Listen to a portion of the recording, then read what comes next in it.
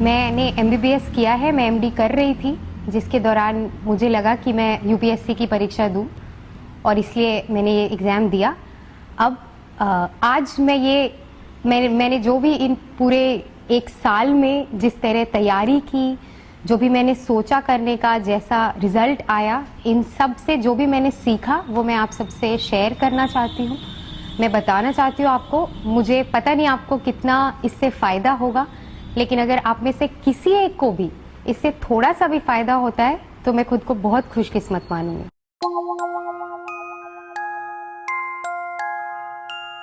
शुरुआत करते हैं कि इस एग्ज़ाम की प्रिपरेशन कब से करनी है। मुझसे बहुत सारे लोगों ने ये पूछा है, तो मैं ये कहना चाहती हूँ कि लोग आपको ऐसा कहेंगे कि आप बचपन से ये करें, स्कूल टाइम से करें, कोई एक पर्टिकुलर टाइम है जब आपको शुरुआत करनी चाहिए। मुझे ऐसा बिल्कुल नहीं लगता। मैंने शुरुआत 2014 के नवंबर में की थी और एक साल में मैंने इसकी ठीक ठाक तैयारी कर ली।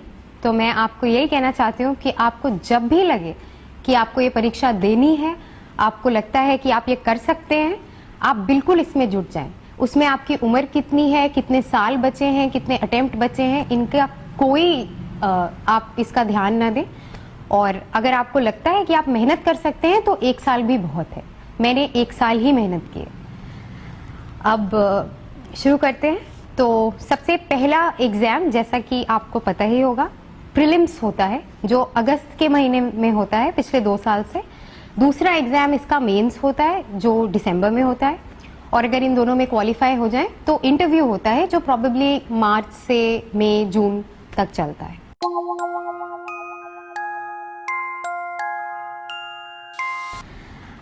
प्रीलिम्स का जो पेपर होता है उसमें 2 पेपर्स होते हैं। एक होता है CSAT या एप्टीट्यूड और एक होता है जनरल स्टडीज। प्रीलिम्स में कोई भी ऑप्शनल सब्जेक्ट का पेपर नहीं होता है, ये पैटर्न चेंज हो गए। CSAT जो है वो क्वालिफाइंग हो गया है, तो उसमें बस अब आपको 33% ही लाने की ज़रूरत है, उसमें ज़्यादा कुछ उसकी टेंशन लेने की ज़रूरत नहीं है। अगर तैयारी की बात करें, जैसे मैंने करी थी वो मैं आपसे शेयर करूंगी। पेपर जो GS का होता है उसका यूपीएससी एक सिलेबस निकालती है, उस सिलेबस को आप देखें। उसमें history, geography, economics, current event, science and technology सब कुछ होता है। एक्चुअली कोई सिलेबस होता ही नहीं है। जो भी देश में चल रहा है, जो एक जनरल वेल इन्फॉर्म्ड पर्सन को पता होना चाहिए, वो सब इस पेपर में आता है। इससे घबराने की कोई ज़रूरत नहीं है। मैं भी बहुत घबराती थी, पर मैं ये बताना चाहती हूँ कि अगर आप एक सिंपल सा प्रोसीजर फॉलो करें तो आपके इतने नंबर आ जाएंगे कि प्रीलिम्स में आपका सिलेक्शन हो जाए। और प्रीलिम्स में अच्छा करके बहुत अच्छी रैंक का उससे कोई ताल्लुक नहीं है। प्रीलिम्स सिर्फ सिलेक्शन लेवल का एग्जाम है।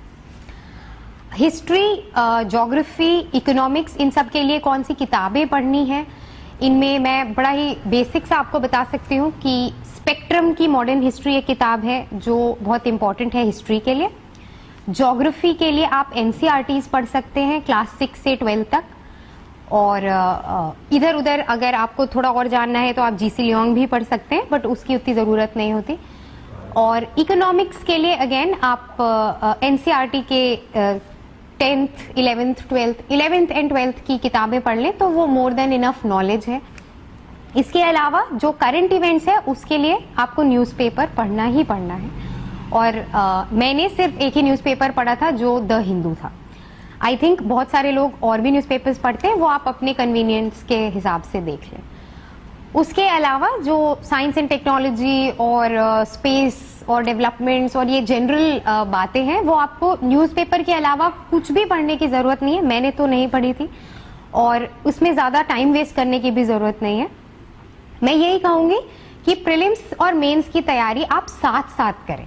दिन भर में अगर 3 घंटे आप प्रीलिम्स के लिए पढ़ रहे हैं तो मेंस के लिए 1 घंटा निकाल लें। प्रीलिम्स के वो टॉपिक ज्यादा पढ़ें जो मेंस में कोइंसाइड करते हैं। तो ऐसा करके आपकी प्रिपरेशन एक अच्छे लेवल तक आ जाएगी अगस्त में ही। इसके अलावा मैंने एक चीज जो की थी प्रीलिम्स की तैयारी में, वो था डिफरेंट कोचिंग सेंटर्स के टेस्ट पेपर्स करना। तो वो आप जरूर करें। मैंने कोई भी कोचिंग ज्वाइन नहीं की थी, मेरा कोई क्लासरूम कोचिंग का एक्सपीरियंस नहीं है। एक कोचिंग कहीं मैं गई भी थी तो मैंने 3 दिन के बाद वहां जाना छोड़ दिया था।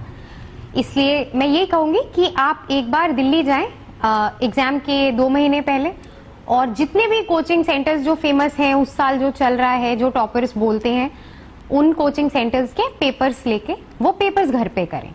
ये बहुत अच्छी प्रैक्टिस करा देता है। आप टाइम लिमिट में करें तो आपको बिल्कुल एग्जाम जैसा फील होता है। और कुछ 1-2 कोचिंग हैं जैसे इनसाइट्स ऑन इंडिया है, विजन IAS है, इनके क्वेश्चंस एक्चुअली हमारे मेन यूपीएससी के पेपर में रिपीट भी होते हैं, तो ऐसा जरूर करें। और इसके साथ CSAT के लिए ज्यादा टेंशन लेने की अब बिल्कुल जरूरत नहीं है। उसमें बड़ा ही बेसिक 10th लेवल का मैथ्स, 10th लेवल की इंग्लिश, थोड़ा सा समझदारी, कॉम्प्रिहेंशन, वो आना चाहिए। और मुझे नहीं लगता उसके लिए किसी स्पेशल प्रिपरेशन की जरूरत होती है। अगर आपको इंग्लिश में डर लगता हो तो आप इंग्लिश की कोई किताब पढ़ ले। मैंने नहीं पढ़ी थी, इसलिए मैं आपको बता नहीं सकती कि कौन सी पढ़नी। ये सब करके आपका प्रीलिम्स खत्म